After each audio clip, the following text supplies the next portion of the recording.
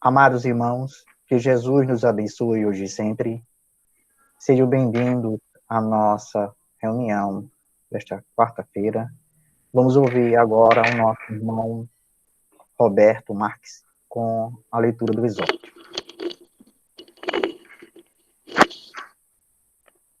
Boa noite a todos. Todos me escutam perfeitamente. A leitura do exórdio de hoje é do capítulo 161 do livro Pão Nosso.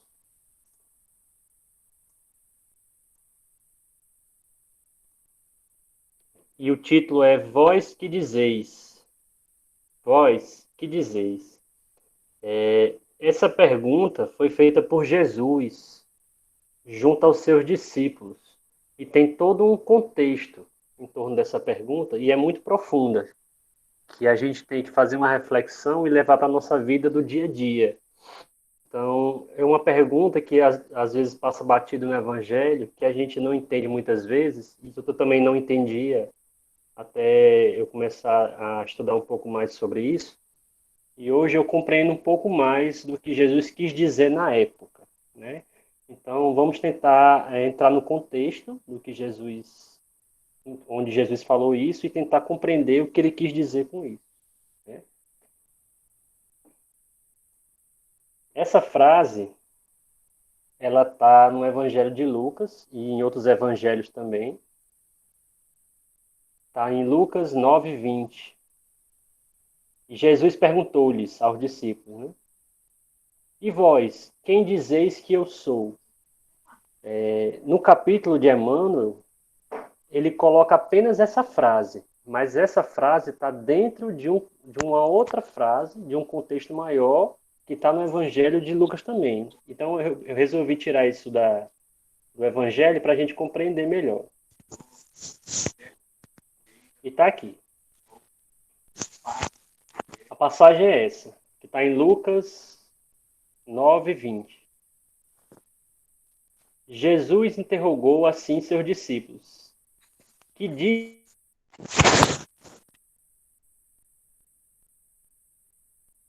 Eles lhe responderam: dizem uns que és João Batista, outros que Elias, outros que Jeremias, ou algum dos profetas. Perguntou-lhes Jesus: e vós, quem dizeis que eu sou? Simão Pedro, tomando a palavra, respondeu: Tu és o Cristo, o Filho do Deus vivo. Replicou-lhe Jesus: Bem-aventurado és, Simão, filho de Jonas, porque não foram a carne nem o sangue que isso te revelaram, mas meu Pai que está nos céus. Existem dois grupos nesse trecho do Evangelho que a gente tem que destacar, que são aqueles que estão fora da reunião que Jesus estava, que eram com os discípulos, e aqueles discípulos que estavam junto a ele. Mas essa divisão tem um contexto maior. Se a gente tentar compreender o significado, porque Jesus sempre aproveita do momento para explicar um ensinamento maior. Os que estão fora, os que estão lá, aquilo que ele diz aqui na frase. Quem dizem que eu sou? Quem dizem lá fora? Quem são essas pessoas que estão lá fora e o que é que eles dizem de mim? Essas pessoas não compreendem o verdadeiro sentido do trabalho de Jesus enquanto encarnado.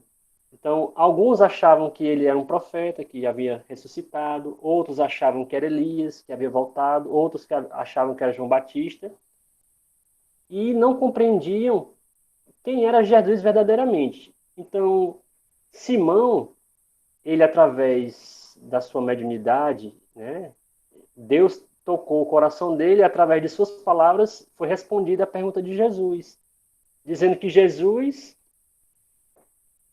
é o Cristo, Filho de Deus vivo. Então, assim, levando para o contexto de hoje, o que isso significa? Aqueles que estão do lado de fora são aqueles que não entenderam ainda ou não vivem Jesus verdadeiramente. No seu dia a dia, no seu se apresentar, no seu falar, no seu contexto diário. E aqueles que estão dentro, como Simão, que diz que Jesus é o Filho de Deus vivo, são aqueles que estão vivendo verdadeiramente o Cristo, todos os dias e todos os momentos. Estão aceitando as provas, as expiações, as dores com fé e resignação. São aqueles que praticam o Evangelho, que colocam em prática os ensinamentos do Cristo, que são replicadores daquilo que Jesus nos ensinou. E não apenas aqueles que ouviram falar do Cristo, que sabem que o Cristo existiu, mas não entendem verdadeiramente o porquê do Cristo na Terra. Aí Emmanuel continua. Nas discussões propriamente do mundo, existirão sempre escritores, cientistas dispostos a examinar o mestre, na pauta de suas impressões puramente intelectuais, sobre os pruridos, ou seja, suas coceiras e inquietações, da presunção, ou seja, da desconfiança humana. Existem muitos estudiosos intelectuais que podem estudar o Cristo, a sua história, escrever livros, mas muitos desses apenas conhecem o Cristo superficialmente, pelo que dizem falar do Cristo. Eles não vivenciam Cristo na sua vida. Muitos desses, talvez, que pesquisam, que ouvem falar do Cristo, ou apenas têm um conceito mais vago sobre o Cristo, eles podem se considerar ateus, ou de uma determinada religião, mas não praticante, ou de uma religião praticante, mas que ainda não vivencia o Cristo, que existe, sim, pessoas que são religiosas, que frequentam cultos, evangelhos, enfim, mas que não vivenciaram ainda o Cristo, não sentem o Cristo em suas vidas, não colocam em prática. Eles apenas escutam, entram no ouvido e saem do outro e não mudam suas atitudes diariamente. É o que o Espiritismo fala da nossa reforma íntima, a tão falada reforma íntima. Por que é tão difícil se reformar intimamente? Porque para se reformar intimamente, nós temos que entender o conceito e os ensinamentos do Cristo e colocá-los em prática. Vai ser fácil? Não, porque vai haver muita renúncia, vai haver muitos obstáculos, muitas pessoas que não querem que nós evoluamos vão nos atrapalhar, muitos perseguidores vão ser ferrenhos conosco. E esses obstáculos que são colocados à nossa prova, provando a nossa verdadeira união com Cristo, fazem que muitos desistam no caminho, né? Então, conhecer o Cristo verdadeiramente é colocar em prática tudo isso. Então, esses amigos, porém, que são esses cientistas, esses intelectuais que conheceram vagamente o Cristo, não tiveram contato com a alma do Evangelho. É o que a gente frisa muito nos estudos, que muitos conhecem o Evangelho, segundo o Espiritismo, a doutrina espírita, mas são apenas intelectuais espíritas, né? Então, existe muitas casas espíritas que só se preocupam com os estudos, intelectuais do espiritismo, mas que na prática são muitas vezes tiranos, egoístas, não querem mudar, egocêntricos. Então, de que adianta saber tanto e não colocar em prática? Não é melhor saber pouco e colocar muito em prática? O que é que Jesus quer de nós? Ação ou intelectualidade? Né? É como o Jonathan sempre fala, a vovó Catarina, quando ele estava estudando no início do Espiritismo, pegou um monte de livro, a vovó Catarina, epa, o que é que você está fazendo? Ele disse, não, vou começar a estudar doutrina, vou pegar o livro dos Espíritos, pegar o livro dos médicos, tal. Sério, meu filho, você pode até estudar, mas comigo é mais trabalho, é 70% trabalho e 30% estudo, tá certo? Pode ser assim, não foi, Jantes? Então, assim, é mais ou menos isso. Eu acho que ela foi até um pouco mais tranquila com o Jonas, né? Porque na real mesmo tem que ser uns 90% de trabalho, porque ele está precisando mais disso, né? É verdade. E a pessoa que não lê e não escreve, e aí? Esses 30% fica como? É Né? verdade. Então é trabalho mesmo. Então vamos lá.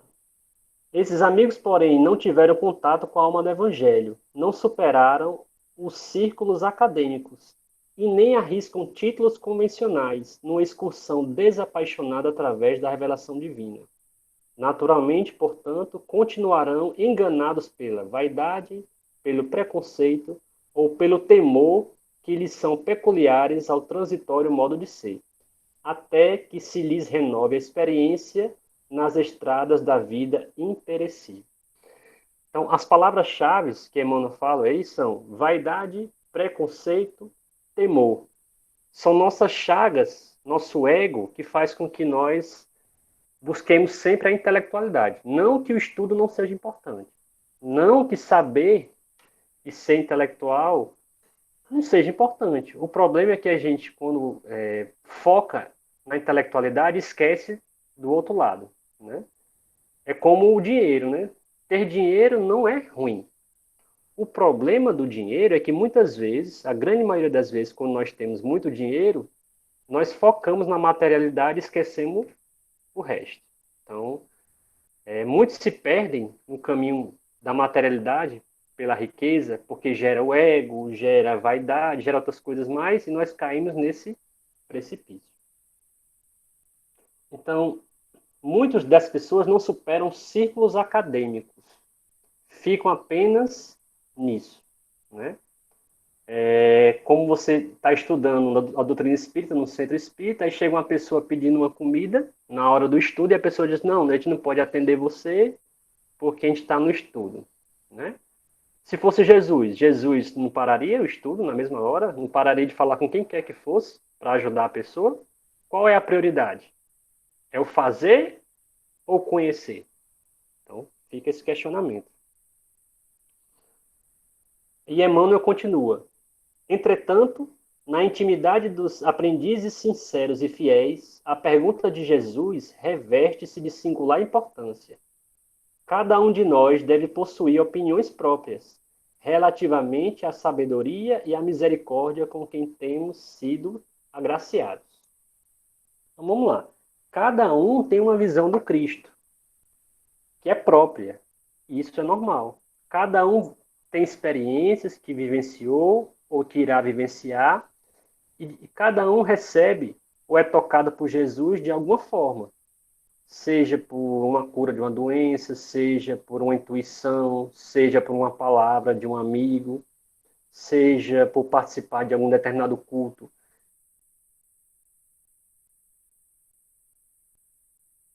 A pessoa tem sua forma de se aproximar do Cristo. E esses aprendizes sinceros e fiéis têm essa intimidade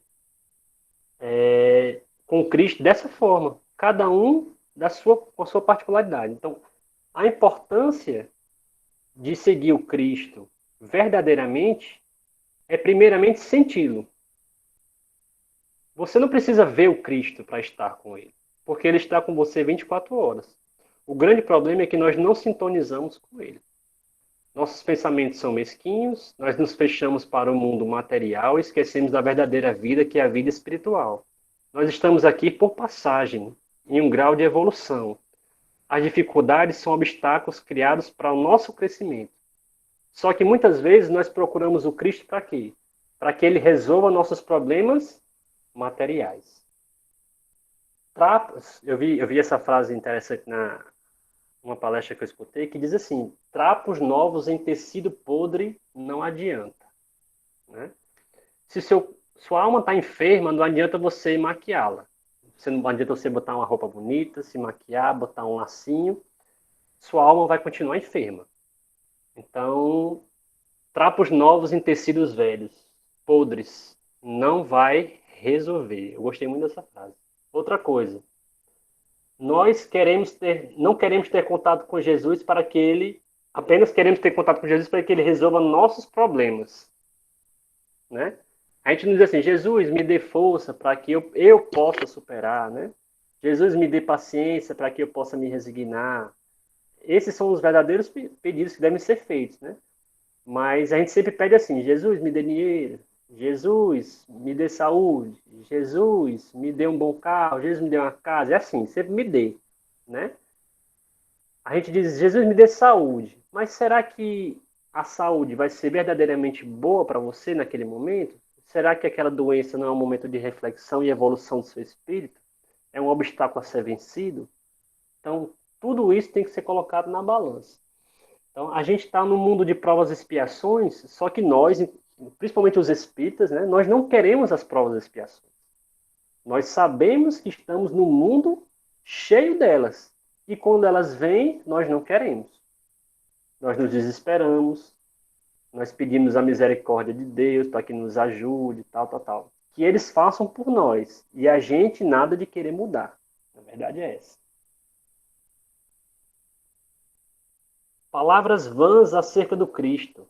Convém bem apenas a espíritos desarvorados, ou seja, descontrolados no caminho da vida. A nós outros, porém, compete o testemunho da intimidade com o Senhor, porque somos usufrutuários diretos de sua infinita bondade. Palavras vãs. Quantas pessoas não falam no Cristo? Olhem nos noticiários, olhem nas redes sociais, né?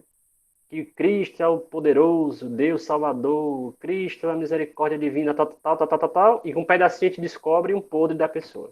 Que a pessoa não segue o Cristo coisa nenhuma, que faz uma vida desregrada, descontrolada, fora do caminho correto. Então são palavras vãs, né? São apenas pérolas jogadas aos poucos, né? Não adianta de nada. Ele não segue verdadeiramente o Cristo. Ele apenas tem intelectualidade e quer passar para os outros essa impressão de que ele é um seguidor fiel do Cristo. Só que o verdadeiro seguidor do Cristo é aquele que mostra com atitudes, de preferência em silêncio, né?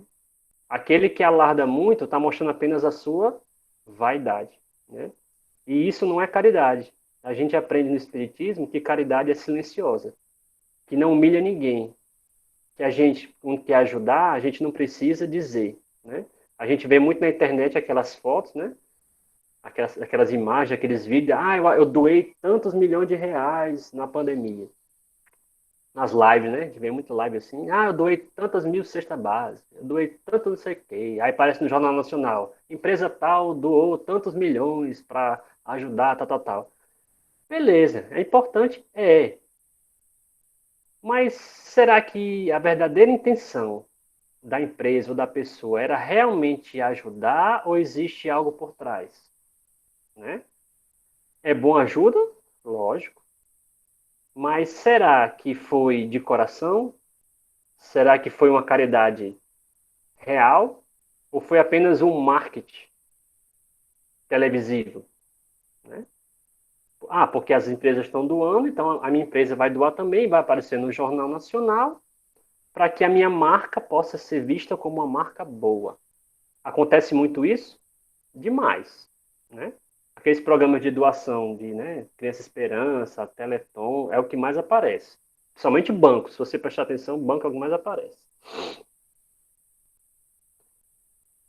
Meditemos e renovemos aspirações em seu evangelho de amor, compreendendo a impropriedade de mútuas interpelações com respeito ao Mestre, porque a interrogação sublime vem dele. A cada um de nós e todos necessitamos conhecê-lo de modo a assiná-lo em todas as nossas tarefas do dia, em nossas tarefas de cada dia. Então, assim, a pergunta inicial é essa aqui, ó. Não esqueçamos. E vós, quem dizeis que eu sou? Você aí em casa. Quem diz que é o Cristo? O que é o Cristo na sua vida? Em que momento você sentiu verdadeiramente a presença dele? Ou não chegou ainda esse momento, né? Ou você busca ainda esse contato mais direto? Será que você vive o Cristo na sua existência? Será que você está nessa palestra hoje apenas por mais intelectualidade? Ou para buscar algo melhor, para fazer algo melhor ao outro? Isso é uma pergunta que a gente tem que fazer todos os dias, inclusive eu, né? Principalmente eu, né, que estou falando aqui. Então, é uma pergunta que tem que ficar no nosso espírito imortal, sempre. O que é que eu digo que Jesus é? O que ele é na minha vida? O que ele representa? Eu estou seguindo seus passos? Eu conheço verdadeiramente o Cristo? Eu sou o modelo, torto, mas o modelo dos seus ensinamentos?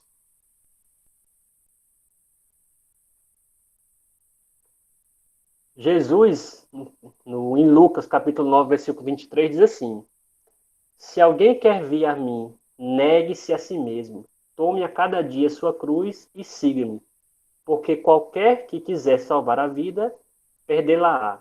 Porém, qualquer que, por causa de mim, perder sua vida, salvará. O que é que Jesus quis dizer com isso? Como assim? Que vida Jesus está falando?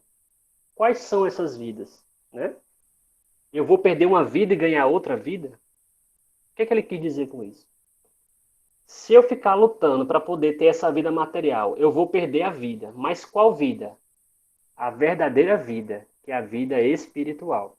Se eu focar minha existência em algo material, eu vou me desligar do principal, que é o espiritual.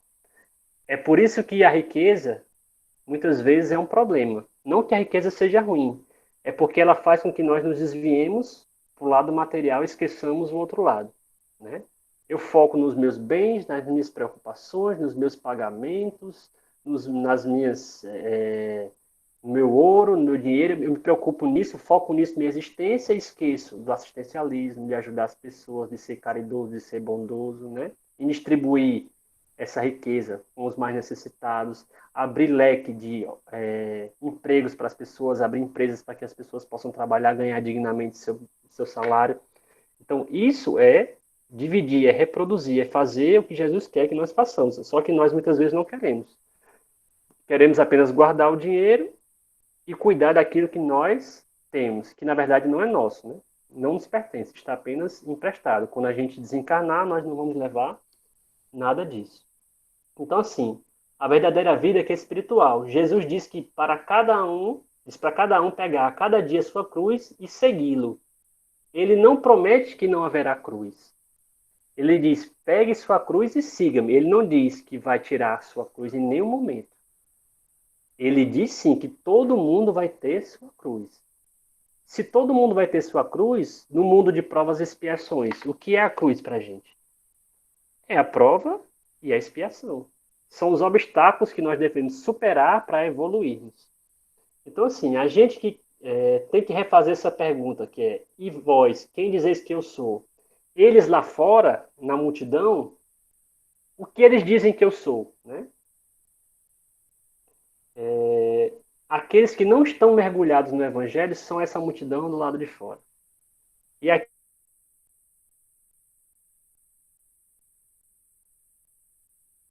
verdadeiramente, o Cristo. Quando o Cristo desencarnou, muitos discípulos encarnaram verdadeiramente o ensinamento do Cristo, sofreram perseguições, mas mesmo assim não desistiram, né? Pregaram, cada cidade que chegava era apedrejado, mas mesmo assim não desistia, né? É uma coisa assim que na nossa época, hoje, poucos fariam, né? Imaginei você querer pregar, por exemplo, no centro espírita, e quando chegar no centro espírita, você ser apedrejado por várias pessoas, ser preso, ser maltratado, e mesmo assim continuar firme, ajudando. Será que nós seríamos capazes de continuar dessa forma, seguindo Cristo, ou desistiríamos no meio do caminho, né? Às vezes a gente está com a gripe um pouco mole, a gente não consegue ir 100%, né? Imagine sendo apedrejado.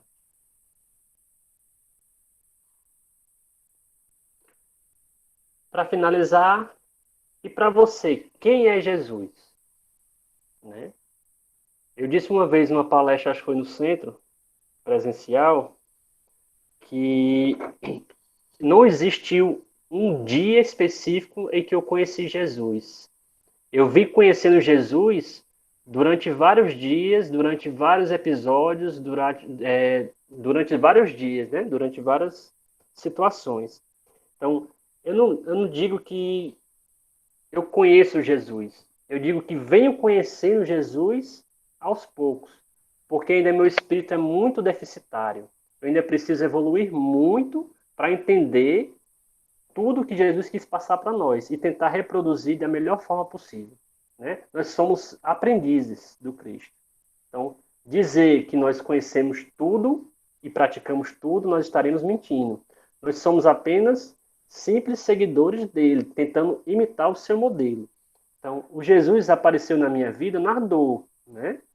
Uma doença autoimune, aparentemente sem cura pela medicina material.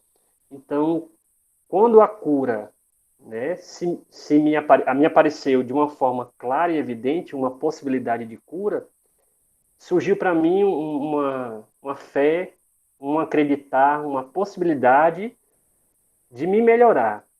E eu sabia que para atingir esse objetivo, eu precisaria mudar minhas atitudes. Então, eu comecei a ver que o caminho que eu estava seguindo não era o correto. E que o modelo criado por Jesus me abriu novos caminhos melhores e mais tranquilos. Não que não tenham dificuldades nem obstáculos, teriam vários, mas que seriam superáveis de uma forma mais tranquila. Então, a casa espírita se apresentou em minha vida, a doutrina espírita me esclareceu a minha mentalidade, minha intelectualidade, e através desse conhecimento eu consegui colocar um pouco no meu dia a dia e tento até hoje trabalhar isso no dia a dia. Porque não adianta a gente assistir uma palestra na casa espírita, chegar em casa e não mudar, não querer fazer diferente, né? Começa a pensar a coisa errada e continuar no erro. Então, as palestras, o passe, a água fluidificada, os ensinamentos de irmão Jacó, de vovó Catarina, de irmão Takeshi, isso é um conjunto de fatores que fazem com que você mude. Porque ninguém muda ninguém. Se eu não quiser mudar, ninguém vai me mudar. Então, o conhecer Jesus é conhecer o ensinamento, a palavra, o evangelho. É por isso a importância do evangelho, que o Manuel vai até falar agora. Você conhecer o evangelho é 99% do caminho, não da cura. O fazer o evangelho, na prática, é o 100% da cura. Interessante, né? Não adianta eu saber do evangelho. Não adianta eu conhecer superficialmente o evangelho. Eu tenho que vivenciar intimamente ele. Não preciso ser um PhD no Livro dos Espíritos, não preciso ser um PhD no Evangelho segundo o Espiritismo. Eu preciso assistir uma palestra, ou ver uma leitura, ler e dizer assim, meu Deus, eu preciso melhorar nisso. Amanhã ou hoje mesmo eu vou começar a trabalhar nesse ponto que eu sou falho. Aí sim, você começa a seguir os passos do Cristo. Seguir o Cristo não é fácil. Por quê? Porque nosso orgulho impede que nós avancemos. Nossos adversários espirituais não querem que nós sejamos melhores. Aí ficam, você quer ser santinho agora? Você quer ser um bonzinho? Você é tão bonzinho, já fez tanta coisa boa no passado. É assim que se joga, né? Mas eu não escuto espíritos. Mas você tem um irmão? Você tem um pai? Você tem uma esposa que fala isso para você? Vocês acham que eles falam sozinho isso? Da cabeça deles ou tem uma ajudinha de vez em quando? Pensem nisso.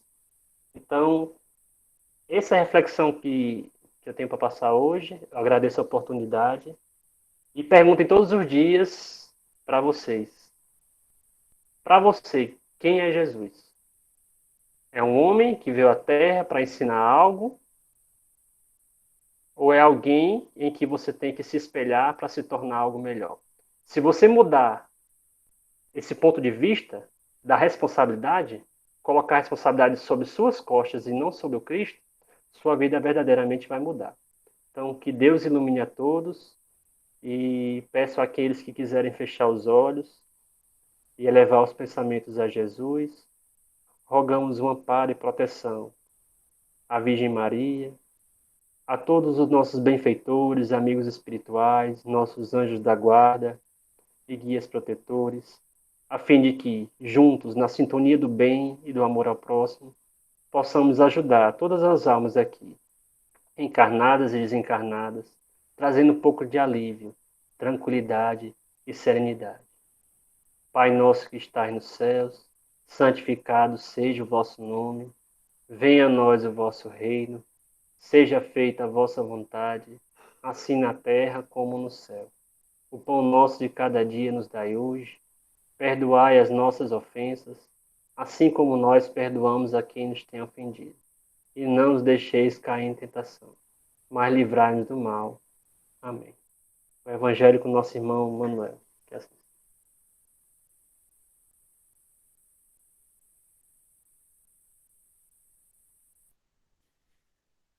Mas, irmãos, boa noite.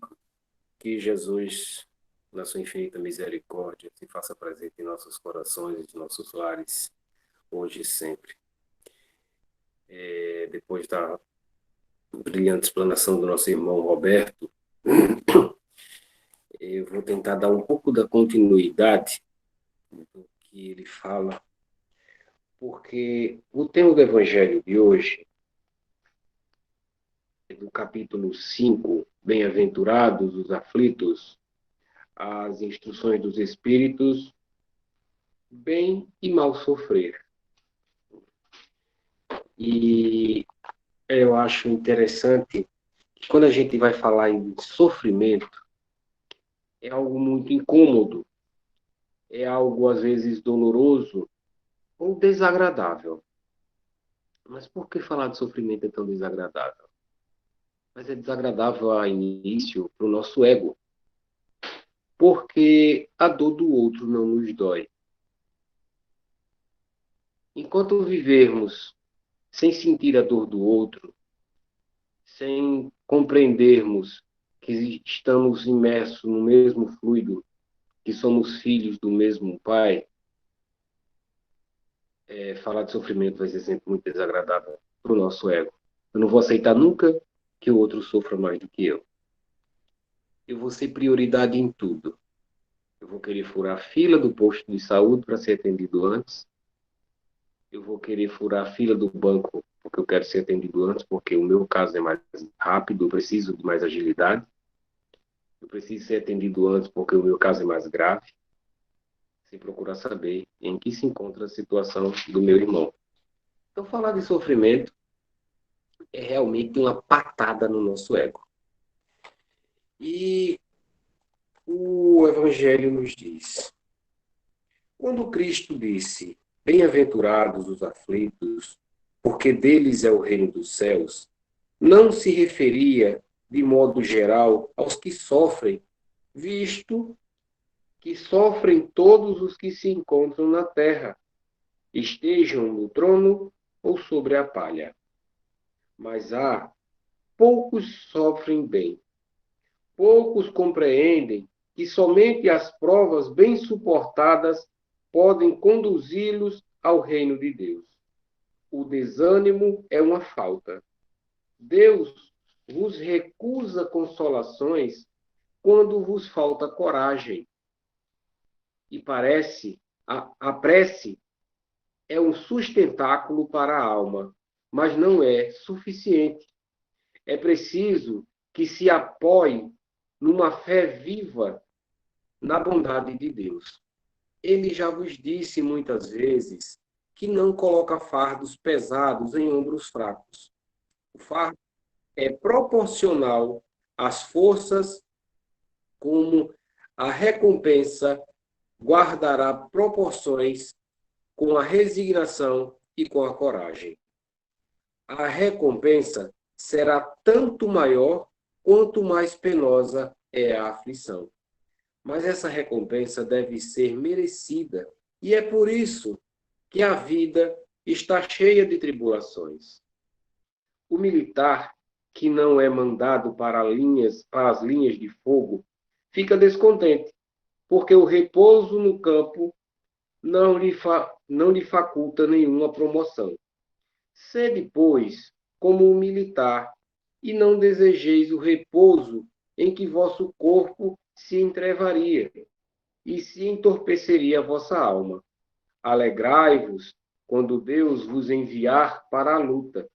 Essa luta não consiste no fogo da batalha, mas nas amarguras da vida, onde às vezes é preciso mais coragem do que num combate sangrento, pois aquele que se mantém firme em presença do inimigo pode fraquejar sob o choque de uma pena moral. O homem não recebe nenhuma recompensa por essa espécie de coragem, mas Deus lhe reserva a palma da vitória e um lugar glorioso. Quando vos advenha uma causa de sofrimento ou de contrariedade, sobreponde-vos a ela E quando houverdes conseguido dominar os ímpetos da impaciência, da cólera ou do desespero, dizei para vós mesmos, com justa satisfação: fui o mais forte. Bem-aventurados os aflitos, pode então traduzir-se assim: bem-aventurados os que têm ocasião de provar a sua fé, sua firmeza, sua perseverança e sua submissão à vontade de Deus, pois terão centuplicada a alegria que lhes falta na terra, porquanto após o trabalho virá o repouso. Compreender o sofrimento pelos quais passamos no plano terrestre, no plano material, passa por uma coisa chamada autoconhecimento.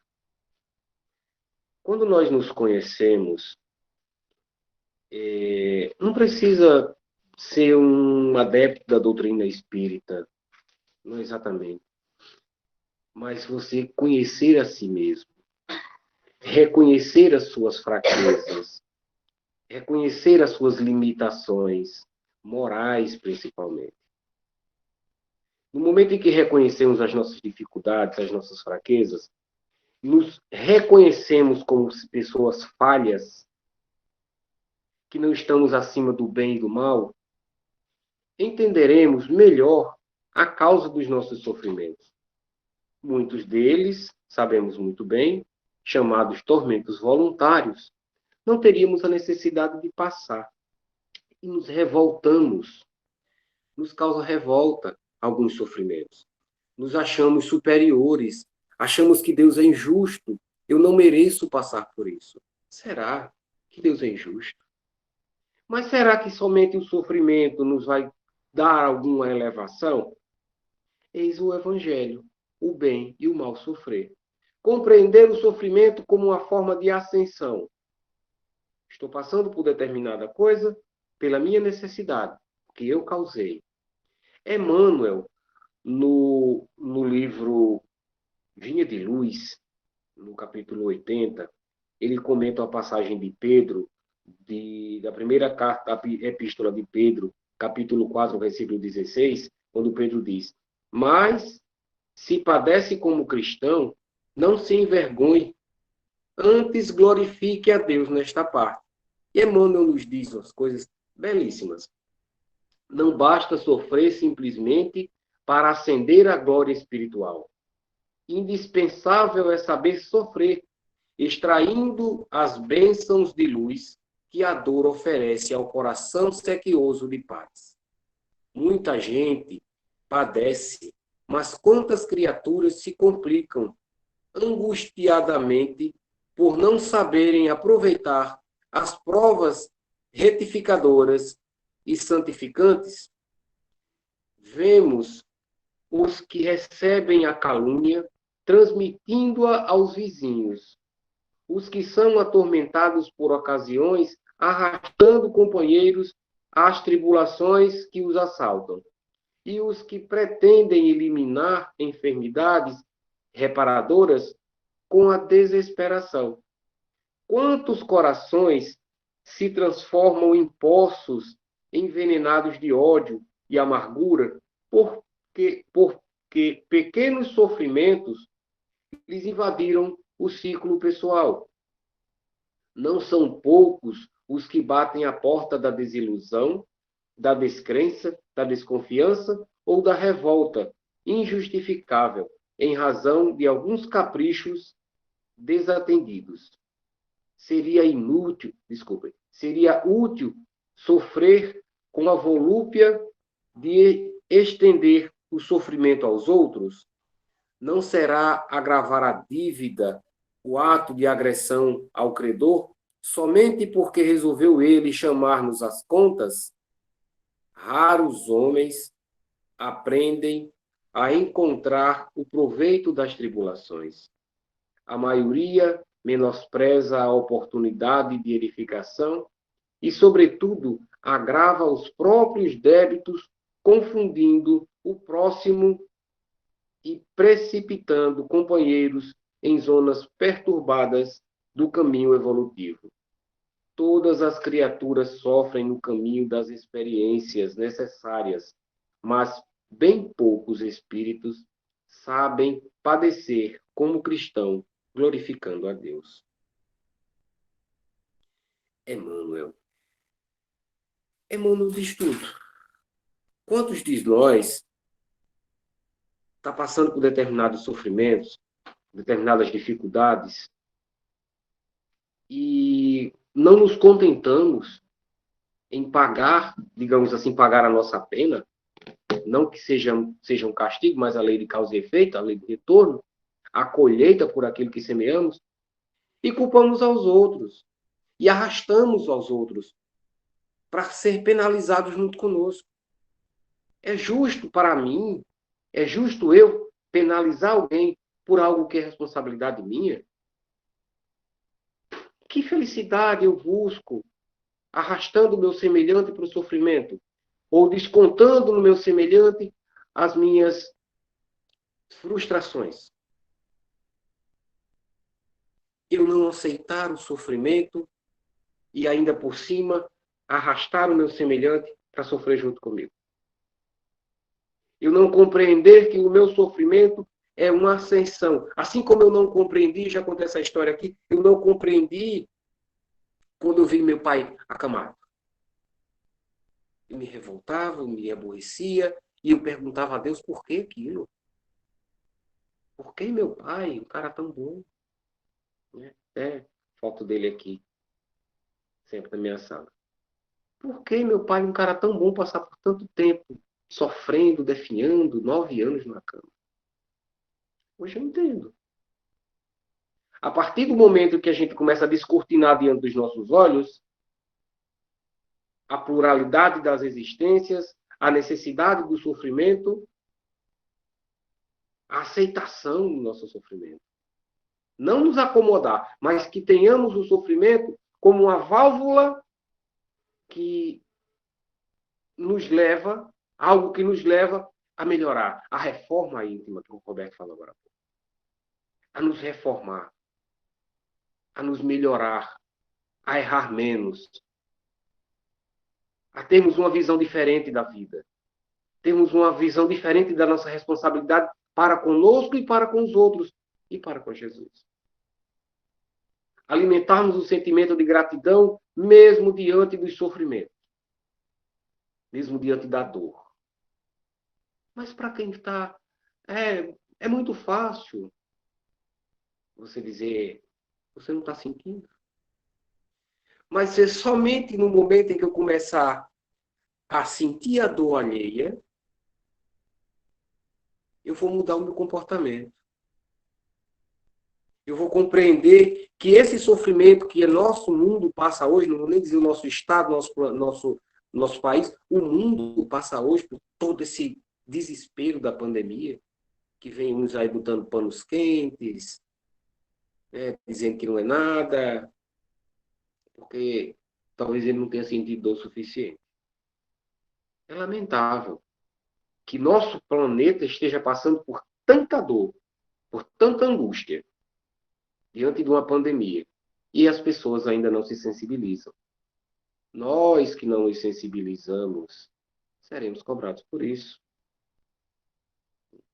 É muita responsabilidade, é muita coragem que temos que ter.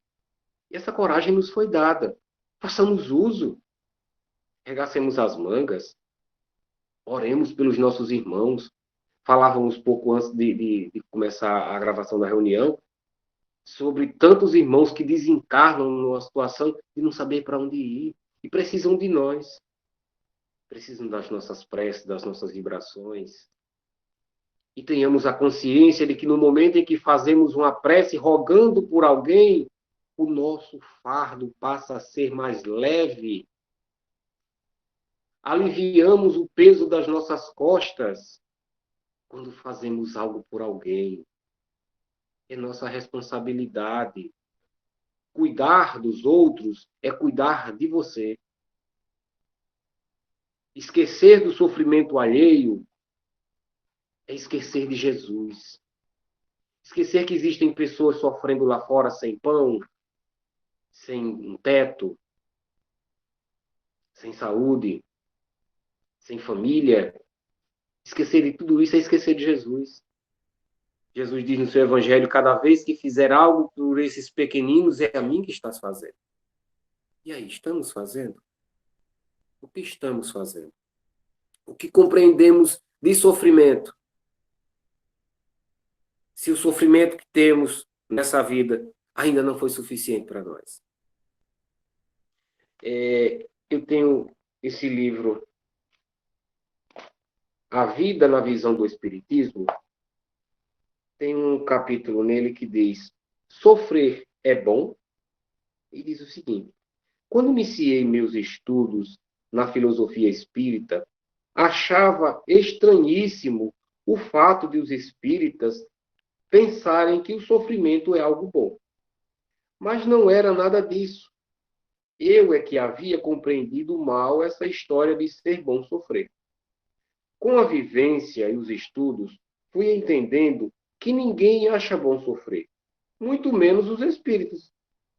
O que eles afirmam é que o sofrimento pode ser adequado, justo. A dor é apenas resultado das escolhas que fazemos. Sofremos quando tomamos decisões inadequadas. Nesse sentido, o sofrimento, mesmo não sendo agradável, tem sua função. Serve como um alerta interessante e a nos indicar o caminho a não ser percorrido. O sofrimento torna-se nosso aliado quando nos dá os limites entre o bom e o mau comportamento. O que o Espiritismo diz é que não adianta ficar lamentando e maldizendo a vida pela dor que experimentamos. O que vale é raciocinar e agir em meio aos problemas, e depois deles, para mudando de postura, acabar com a fonte do sofrimento. Isso nos leva a pensar no sofrimento desnecessário que alguns causam a si e ao próprio corpo. O Espiritismo, por compreender que o sofrimento só é útil se nos levar a mudar de comportamento, não aprova a prática de autoflagelação. Quando machucamos o nosso corpo, com chicotes ou garrotes, por exemplo, o corpo foi emprestado por Deus para fazermos o bem. Destruir esse corpo seria antinatural, seria prejudicar as funções. O que devemos destruir é o erro que habita em nosso ser, como o egoísmo, o orgulho, a inveja e a cobiça. Mas esses são imateriais, são sentimentos, não habitam nosso corpo, e sim o espírito. Portanto, é inútil machucar o corpo para tentar afastar algo que não está nele, mas em nós, espíritos que somos. Agradeço a Deus por todas as dificuldades que enfrentei. Não fosse por elas, eu não teria saído do lugar. A facilidade nos impede de caminhar. Chico Xavier. Então, em resumo, o sofrimento é um degrau, se compreendermos ele como deve.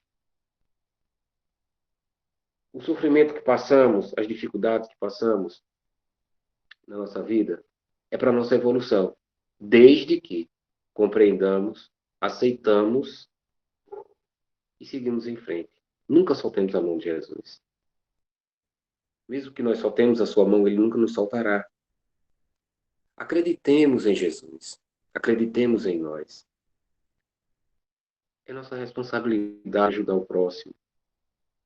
Esse trabalho que a gente vem fazendo, por iniciativa do nosso irmão Jonas, iniciativa louvável, e tentar levar de alguma forma o Evangelho, já que não temos a oportunidade no momento de estarmos na nossa casa de pedra, e levarmos através das redes sociais, é um momento que nós próprios aqui paramos para refletir um pouco sobre as nossas responsabilidades, sobre as nossas dores, dores físicas, dores morais, as mazelas que trazemos de existências anteriores, tantas outras que cultivamos na nossa vivência nesse plano. É nosso momento de reflexão, um momento em que a gente pode fazer uma prece por alguém. Tudo isso alivia o nosso fardo. Pratiquemos o bem, mesmo com todo o sofrimento. Grandes exemplos nós tivemos e temos no nosso mundo. Quanto sofrimento Chico Xavier, tanta dor física Chico Xavier tinha, e nunca um momento parou.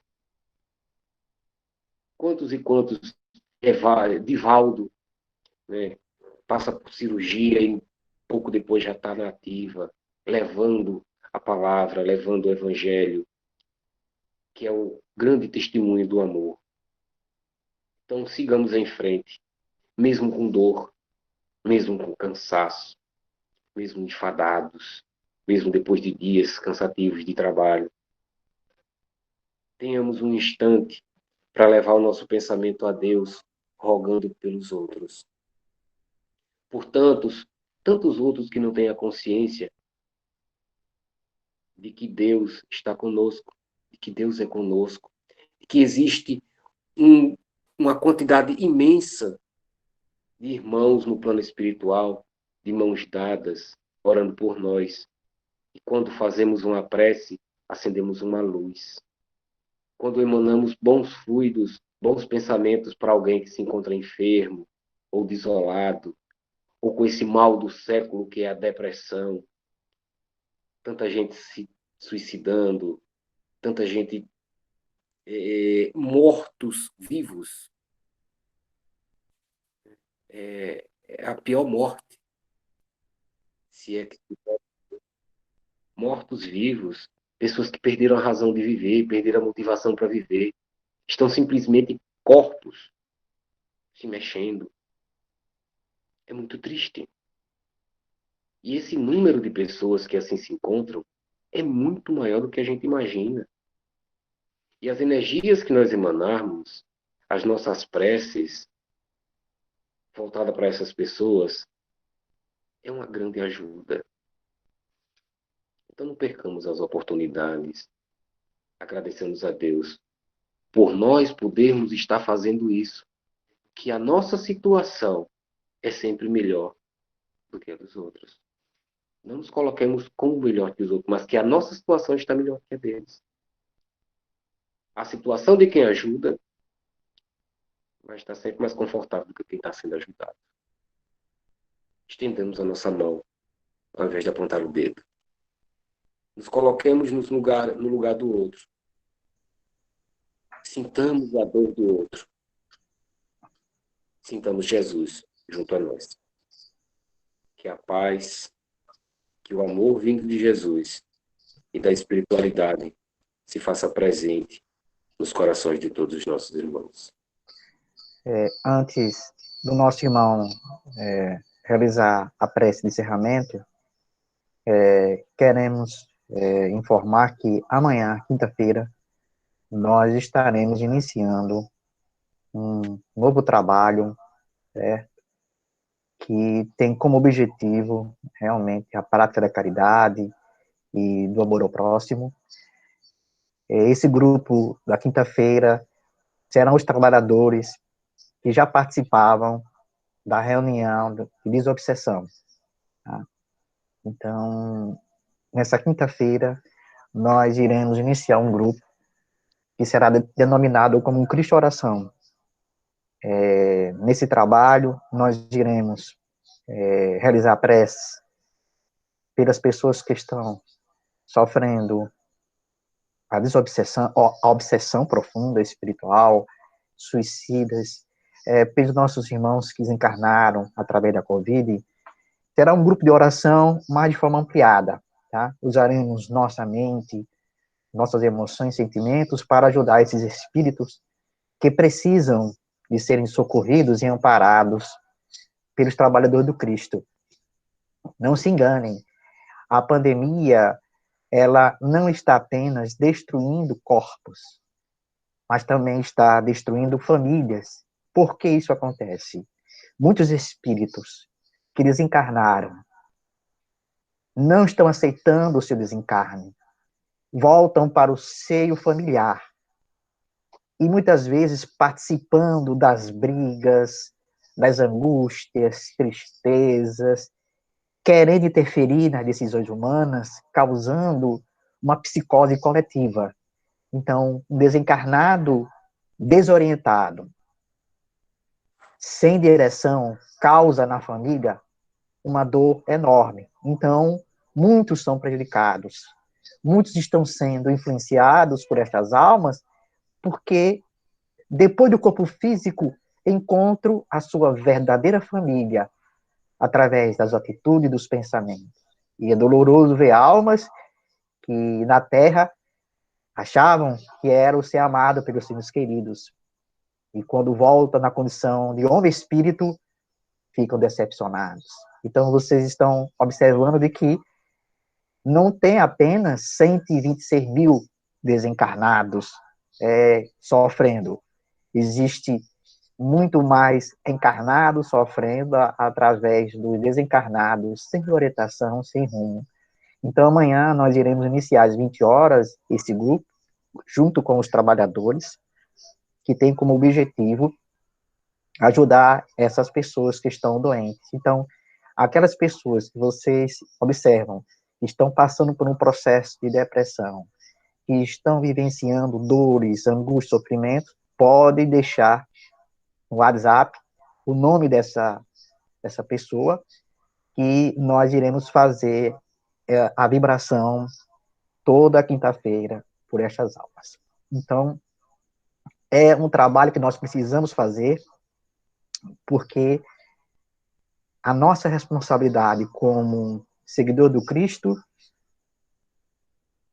nesse momento em que a pandemia, o número de suicídios crescente, uma humanidade ensandecida, louca, sem direção, sem remédio para suas dores físicas, morais e espirituais, criará esse exército de zumbis, almas que não estão ainda compreendendo o porquê da dor, do sofrimento, das angústias da Terra. Nós precisamos, nesse momento, estar bebendo do alimento do Cristo. As palestras espíritas falam do Cristo como modelo e guia. Nós somos os trabalhadores da última hora. Nós poderíamos ser os trabalhadores da primeira hora. Mas a primeira hora é aqueles que fizeram a lição de casa, suportaram suas provas, abraçaram os seus irmãos, ajudaram. Então, nesse momento que todos os trabalhadores estão sendo provocados no campo físico, mental e espiritual, todos os dias, em casa, na família, nas nossas atividades profissionais, nós estamos sendo provocados a desistir, a não prosseguir. O que eu não aceito é, nós estamos vivendo essa pandemia, esses processos, aí como trabalhador, passei por uma prova, por uma dificuldade, eu não vou assistir o evangelho, eu não vou assistir porque eu estou com uma dor, porque eu não sou isso, eu não estou bem. Ora, se Jesus é o médico dos médicos, se eu estou com grandes dificuldades, passei por inquietações humanas, eu tenho que receber o alimento espiritual que é do Cristo. E todas as palestras têm sempre uma lição, lições profundas, que mexem com o nosso psiquismo, que mexem com o nosso coração. É um alimento para nossas almas ainda sedentas de orientação, de paz e tranquilidade. Aí eu passo por uma prova, fui provocado pelos inimigos espirituais, fui provocado na minha vaidade. Eu não vou porque assisti, porque tal, etc. Aí começa a sofrer, aí fica uma situação difícil de ser socorrido. Ora, se eu estou necessitado, eu peço ajuda. Eu peço a Deus me ajude. Então, o grupo que nós estamos evidenciando é justamente para que nós possamos viver essa palavra, espírito e verdade. Então, cada um tem um objetivo aqui. Nós não estamos sozinhos aqui. Nesse momento que nós estamos, essa palestra está sendo transmitida para várias almas, em vários lugares, através das telas fluídicas. Espíritos estão abençoando todos vocês, visitando os nossos lares, estão conosco. A nossa mente plasmada para um mundo espiritual superior traz recursos balsâmicos que aliviam o coração, que traz paz para a nossa consciência. Então, sinceramente, eu não entendo por que esses trabalhadores que conhecem o Cristo ainda se deixam levar pelas provocações, pelas tristezas da vida e ficam lá indolentes esperando que a dor passe, que a revolta passe. Lamentável tal atitude. Este realmente não sabe o que é o bem e mal sofrer. Vai sofrer por ignorância, vai sofrer porque quer viver essa circunstância. Nós estamos aqui bebendo do remédio do Cristo todas as quartas, todos os sábados. Sabe por quê? Porque nessa tribulação que nós estamos vivendo, nós estamos passando esses processos. Um dia acordamos tristes, outros inquietos, outros sem querer fazer nada. É a situação.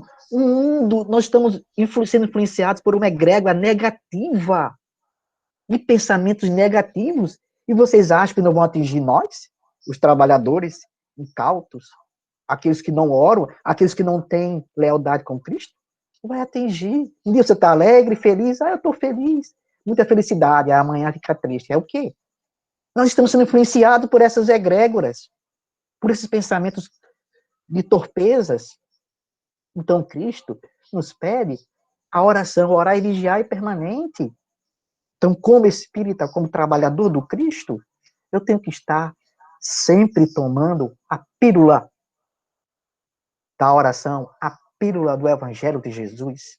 Ouvindo o Evangelho, o exórdio, as palavras são bálsamo.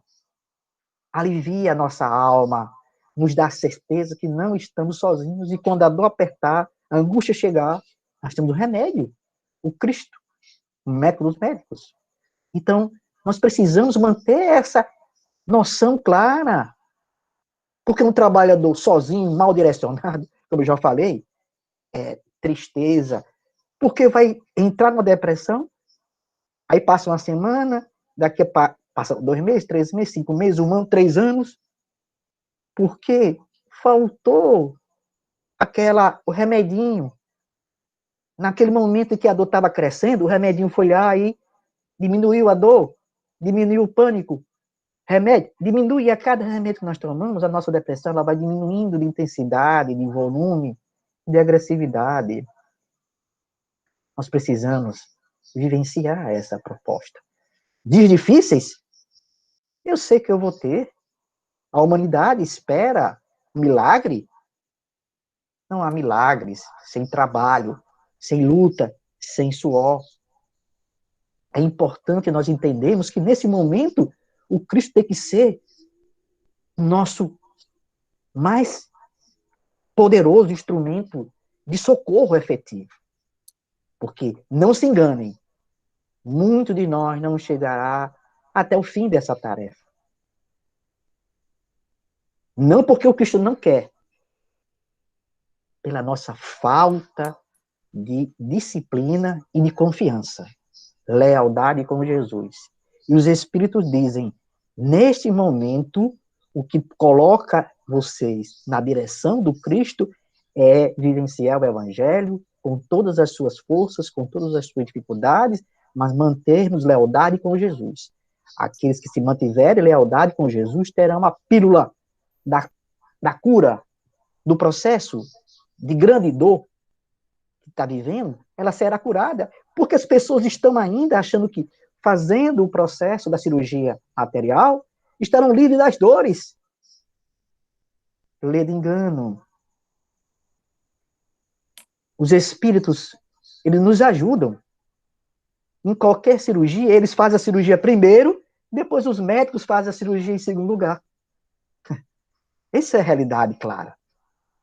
Então, nesse momento, nós precisamos manter esse grupo nessa pegada, com essa persistência. E quando o dia for mais duro, for mais doloroso, não percamos o Evangelho. Uma palavra que sai dos trabalhadores inspirados pelos benfeitores é o alento, é a pílula, é o socorro bendito. Então, eu estou aqui tomando a minha pílula às quartas, às sextas. É a terapia da cura da minha consciência e do meu coração. Então, os trabalhos continuam nessa luta incessante. A pandemia, esse processo que nós estamos vivendo, ele é deplorável. Nós estamos vendo como nós estamos trabalhando para matar essa pandemia. Saindo, provocando essas aglomerações, e vamos achar que o vírus, porque ele tem peninha, porque você tem que ir para a praia, você tem que ficar, você tem que se divertir, o vírus vai dizer, eu tenho piedade de você. Tudo bem, saiam. Vocês não vão pegar o vírus. Lei de engano. Dia 7, 14 dias. Vamos ver o que não vai nos acontecer até o dia 21. Eu não estou sendo alarmista, não. Nem pessimista. Eu estou sendo realista de que nós haveremos de enfrentar nossas consequências de não ter tomado a medida séria. Aí, senhores, cada um segundo as suas obras. Deus tem nada a ver com isso. São as nossas atitudes equivocadas. Então, muito cuidado. Mantenham o isolamento, a quarentena, de acordo com as suas possibilidades. Só saiam em casos que são verdadeiramente importantes. Porque aí você vai estar respaldado com a sua responsabilidade perante Deus, que a sua intenção não era de espalhar nenhum vírus, mas sim de fazer algo que era pertinente, que era importante. Então, o que eu espero? Eu espero que a Casa Espírita, nos seus trabalhadores, nós possamos ter a confiança de que com Jesus triunfaremos sempre. E amanhã nós vamos abrir esse espaço, porque já tem aparecido almas assim. E a prioridade será socorrer os desencarnados. Porque pense aí, vou repetir, eu desencarno, revoltado contra tudo e contra todos. Não quero, não aceito, volto para minha casa. Eu tenho um pai, uma mãe, irmãos. E lá eu me assombro porque fiquei sabendo de coisas com relação à minha pessoa. Depois eu quero interferir na vida alheia, nas decisões internas. Aí fica uma senhora bagunça espiritual de consequências danosas. Vejam em que estado nós chegamos. Esta é a verdade, mais clara e nítida. Então, por isso, amanhã estaremos fazendo a prática do socorro espiritual para ajudar esses desencarnados que precisam do nosso fluido, de nossa mente e do nosso coração envolvido no amor na caridade. Então, até a reunião de amanhã, os trabalhadores que foram convocados, eu já fiz esse chamamento através do WhatsApp, e aqueles que quiserem, pode colocar no grupo ou pode colocar no meu privado. Então, que Deus abençoe vocês, que vocês tenham uma boa noite, e lembremos de que com Jesus triunfaremos. Manuel, por favor, a prece final. Com muita paz, muita gratidão a Deus pela oportunidade. Convido aos que queiram fechar os seus olhos, elevar o pensamento a Deus com pedido de perdão pelas nossas falhas, um agradecimento aos nossos benfeitores, nossos anjos guardiões, a Jesus e a nossa Mãe Maria Santíssima, assim dizendo: Ave Maria, cheia de graça, o Senhor é convosco. Bendita sois vós entre as mulheres, bendito é o fruto do vosso ventre, Jesus.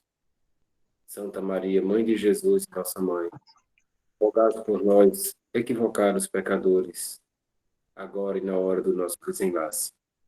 Que assim seja. Muita paz, uma ótima noite a todos. Então, amados irmãos, que Jesus abençoe a cada um de vocês. Obrigado pela presença, pela paciência, e que o Pai maior abençoe aos amigos, parentes e vizinhos. Que a luz do Mestre esteja com todos.